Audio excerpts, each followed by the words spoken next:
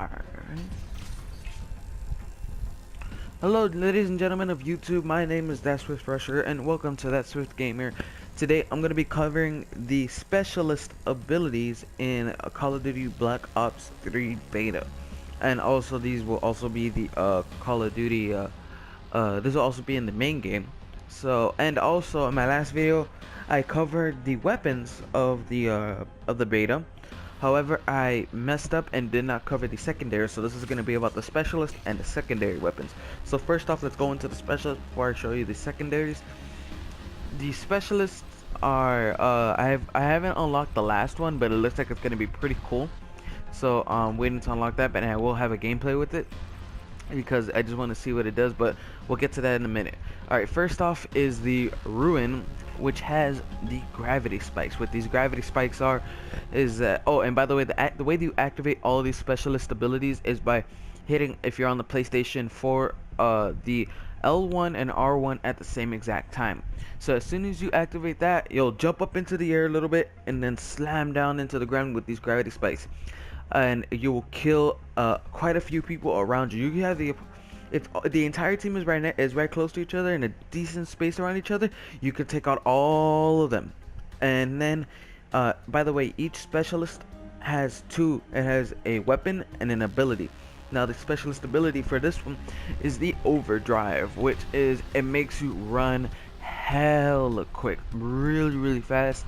I would suggest that, like, mainly when you use this are for like the knifers and the people that rush with SMGs. Excuse me. Now moving on to the Outrider, one of my personal favorites. Her weapon of choice is the Sparrow, which is a bow and arrow with an explosive tip. Very fun, very effective if you're accurate, and I would really like this. And now her ability is the Vision Pulse. Now the Vision Pulse, what this allows you to do is to, in a range, it's not you can't look through walls the entire map, but there shows a range on your mini map of how far you can see through walls, see the enemy around the walls, which is actually pretty far. It actually works very well. I haven't used it yet, but I've seen other people use it, and it looks very good. And honestly, this is like perfect for like search and destroy, and just like, you know, certain game types like that. Now moving on to the Prophet, or I'm sorry if I mispronounced this.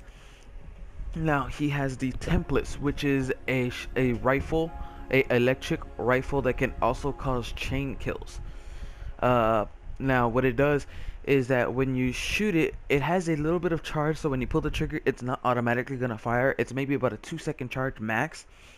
But what it does is that it kills obviously when you shoot them, you'll get the automatic kill with that, and they'll be electrified for a few minutes. If an enemy walks right next to that person while they're still being electrocuted, it'll cause a chain reaction and get that person as well. And I believe you have 6 shots. If not, it's 8. I'm not 100% sure. I mean, I like it, but I'm just not the best with it. That's why I don't really use it too much. And now for the ability, which is Glitch. Now this is actually kind of annoying when you encounter it, but what it is that you get to teleport back where you were your previous position. I believe it's about 10 to 15 steps behind where you were. So basically, if you walk into a room and the entire team's there and you automatically hit R1 and L1, you can just zoom back and they won't even you won't get killed basically. So yeah, that's very useful. Next is the Battery, which she has the War Machine, which all of you know if you've played Black Ops 2, which the War Machine is.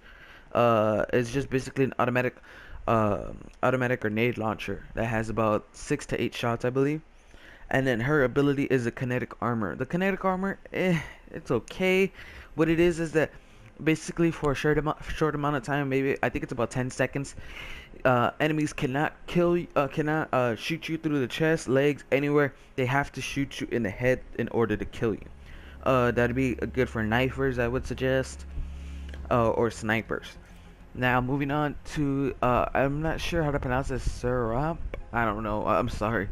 I have dyslexia, so it's really hard to use this. But her ability, her weapon of choice is the Annihilator, which is a pistol it resembles Destiny a lot, which is a gold pistol that gets you an automatic one shot anywhere across the map if you wanted to. And then her ability is combat focused. Now this one right here is very, very interesting.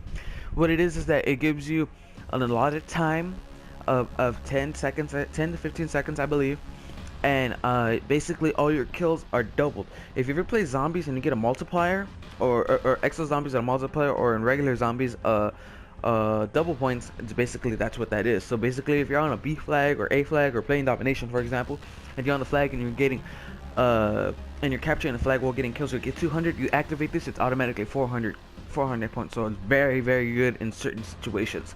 Next is the Nomad, which he ends up having a grenade launcher that is called the Hive. What it is that it shoots out these little I'm not exactly sure what they are. They're little grenade things, but what it is that it'll cause a mist of nano swarms, and what it is that if anyone walks through that, any enemy, it'll eat them alive pretty much. And now his ability, which is probably one of the most annoying abilities, I will admit, is the rejack. Basically allows you to come back to life after you've been killed. So it's very annoying, and also not only will he'll come back to life, but where he died, while he's coming back to life, a little mist will come around them, so it's hard to tell if they're going from left to right exactly what they're gonna do when they're coming out. So if you see that mist, watch out. Basically either run away, get behind cover, something like that. And that's now the next one of my personal favorites, which is the Reaper. Now the Reaper has the Cinto. I'm not sure how to pronounce it, but it's pretty much the death machine. The death machine is very, very effective in this game, and actually you run a little bit quicker. Oh, well, not a little bit, a lot quicker than what you would with like a death machine from Black Ops 2 or Black Ops 1. It's very, very effective. And then his ability is the Psychosis, which allows you to make 3 clones of yourself, and then they'll run around, and you'll all have this like blue I don't know how to explain it, but it's just like a blue camo over yourself. And basically if you're running into a room and you see all of them and you activate that, all the enemies will not know which one is which. These clones do not get kills for you, but they are a distraction. And then basically if you shoot, they'll know which one is you because you're the only one that shoots. However, it is very, very hard to tell you guys apart when you use this. So it is useful, and sometimes it's just like, okay, that was a waste, but it balances out, which I like. Now next is the last one you can unlock in the beta, the Scepter, which is really, really cool. I've seen people use this, and I really want to unlock this as soon as I can. Which this guy basically allows you to have a blade with you. It's basically like the Juggernaut Maniac from Ghost, but a hell of a lot cooler and a hell of a lot better. And then his ability, which is an active camo, which basically allows you to turn invisible for an allotted time, so 10 to 15 seconds. Now moving on, as I promised, is the secondary weapons. Not that many, so we should go through them really, really quick. First is the MR6 pistol. Very good pistol, and it has a very high fire rate. Even though it doesn't say that right there, as fast as you can tap that trigger is as fast as this thing can shoot. Next is the RK5, which is sort of like a remake of the B23R from BO2. However, it's not as good as it. It's okay, but if you're looking for a secondary, then you're gonna want to go with this, the LCAR9, and an automatic pistol that has a decent amount of fire rate. Honestly, you could take off your primary and run around with this as a secondary. That's how good of this pistol this is. Very, very good. I definitely recommend it.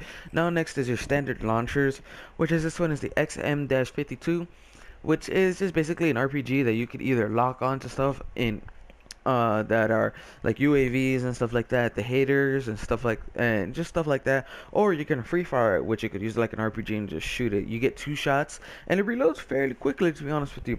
And next is the Black Cell, which is only to be locked on to like to UAVs. Let me see, like the remake of the AGR, stuff like that. And then finally in the specials, which I'm kind of disappointed with, is just the combat knife, which you unlock at level 10. I'm gonna be really, really mad if they do not put a ballistic knife in this, because they've had ballistic knives since BO1 and BO2, and honestly in BO2, even though I mainly shot on that account, the ballistic knife was my #1 gun used. I love the ballistic knife. I can't say enough about it. However, if they do not bring it back, I'm gonna be very, very disappointed. Okay, well, that is all, ladies and gentlemen. Thank you for watching. If this helped you out in any way, shape, or form, let me know, or just gave you some information about what's coming out in the game. I would really appreciate it if you hit a like, if you were subscribed, comment, whatever. And yeah, thank you for watching, ladies and gentlemen. My name is That Swift Rusher, and thank you for watching That Swift Gamer.